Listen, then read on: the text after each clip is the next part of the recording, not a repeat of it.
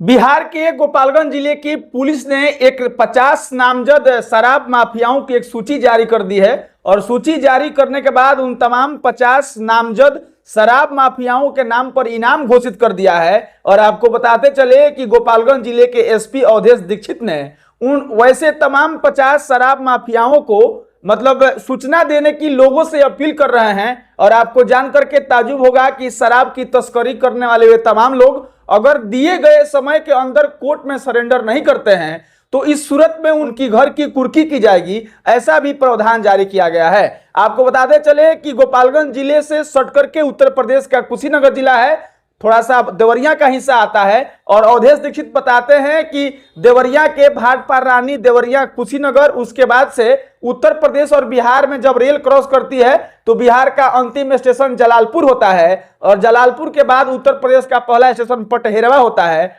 वहां से भी लोग शराब की तस्करी करते हैं। आपको बताते चले कि इन चारों जगह यानी कि देवरिया, कुशीनगर, उसके बाद से भाटपार रानी और पटहेरवा यानी कि उत्तर प्रदेश और बिहार के पुलिस आपस में समन्वय बना करके इसकी गिरफ्तारी को लेकर के और ऐसे अपराधियों को पकड़ने को लेकर के छापेमारी और गिरफ्तारी शुरू कर दी है।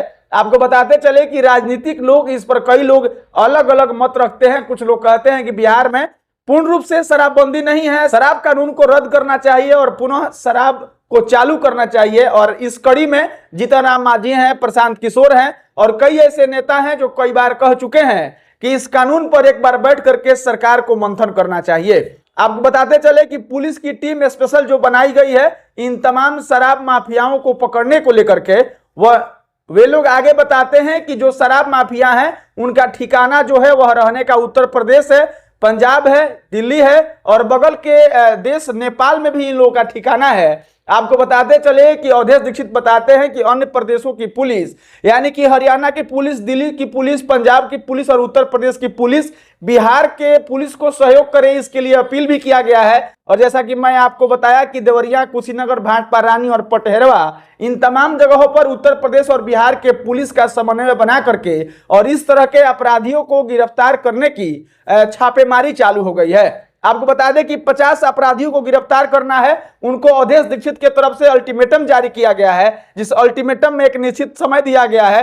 उस समय के अंदर इन तमाम शराब माफियाओं को सरेंडर करना पड़ेगा और नहीं तो पुलिस प्रशासन के लोग इस सूरत में उनकी घर की कुर्की भी करेंगे।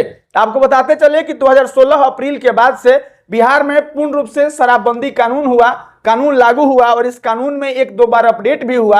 आपको बताते चले कि 2018 में पटना हाईकोर्ट ने इस कानून को निरस्त करने का, रद्द करने को कह भी दिया, लेकिन बिहार सरकार इस कानून के और हाईकोर्ट के इस फैसले के खिलाफ में सुप्रीम कोर्ट चली गई, वहां पर अभी तक सुनवाई नहीं हुआ है। बहरहाल लिहाजा यह कानून अभी भी बिहार में लागू है और बिहार में पूर्ण रूप से शराबबंदी कानून लागू हो, इसको लेकर के पुलिस प्रशासन कड़ा रुख अपनाती है। और जो भी बिहार के वैसे जिला जो सीमावर्ती जिला है, जो अन्य प्रदेश यानी कि उत्तर प्रदेश, बगल के झारखंड, इधर नेपाल और बंगाल, इस तरह के जो सीमावर्ती जिले हैं उन जिलों में शराब की तस्करी बड़े स्तर पर होती है। इसको लेकर के गोपालगंज जिले के एसपी ने एक बड़ी टीम तैयार की है, जिस टीम का काम है जिन 50 नामजद अपराधियों का सूची जारी किया गया है उस सूची में तमाम शामिल शराब माफिया को गिरफ्तार करना है।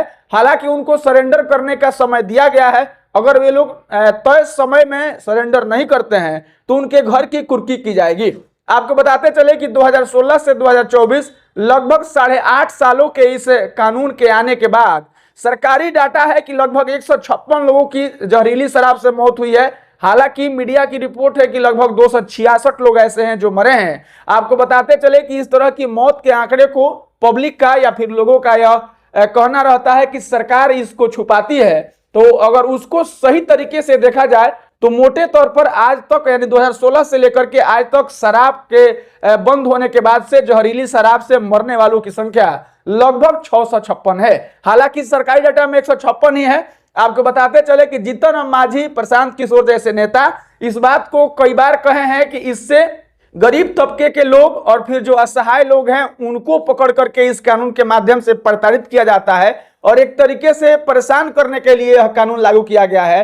वहीं पर नीतीश कुमार जो इस शराबबंदी कानून को लेकर के आए थे, वह यह कहते हुए नहीं थकते हैं कि गरीब तबके के लोगों को और खास करके महिलाओं के परेशानियों को दूर करने के लिए और उनके सुविधाओं को और उनके सुविधा के लिए इस कानून को यानी कि शराबबंदी कानून को बिहार में लागू किया गया था।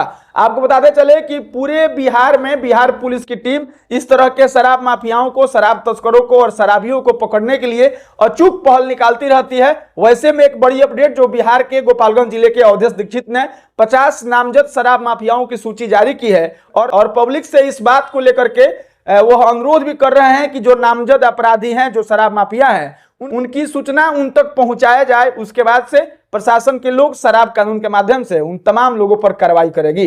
बाकी इस खबर को लेकर के आपके सामने हम आए थे। औपचारिकता के लिए मेरा नाम अनमित है और आप जनता न्यूज नेटवर्क देख रहे थे। बहुत बहुत धन्यवाद।